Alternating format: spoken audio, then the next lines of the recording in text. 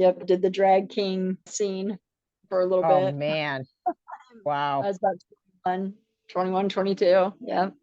Well, And that's why like we sympathize with these people, Empathy. empathize with these people. yes, yes. That's what I mean. Like, I mean, that's just that gives you such breadth of experience, though, a lot to kind of, I don't want to say untangle your way out of, but kind of integrate all that. Right. Well, I look at it now. When I was going through those things in my early 20s, it wasn't a rebellion per se, it was a fear. I feel that when you're didn't talking. want to be vulnerable, and women were taught that women are vulnerable, right? So if I looked more masculine, then people couldn't hurt me. If I wasn't so pretty, they wouldn't want to, right? So Right. I didn't want to be beautiful. I wanted to be tough. I wanted to be masculine. So in that state of mind, had somebody have approached me with all this stuff that's going on now, God only knows where Right, I would have right. been.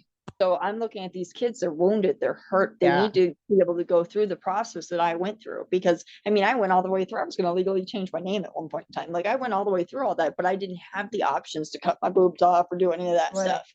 Thank God, somebody yeah. been in my ear telling me this, I honestly don't know would I have gone all the way through with it, because I already had my daughter, and I've always been very much parent first and don't do something that's going to affect your child. Yep. But at the same time, I was so emotionally damaged, it is still very possible that would have really been a very high possibility for me. Yep. Well, and not only that, but the fundamentalist church and the programming we receive from the church. Like my grandmother told me that from what she was getting from the church, that it would be better for me to transition. That would be okay if I was to be with Karen. That's when Karen and I first got together. Wow. Yeah, she would rather her turn into a boy, be transsexual, than be a lesbian. We were in the car driving, Holy crap.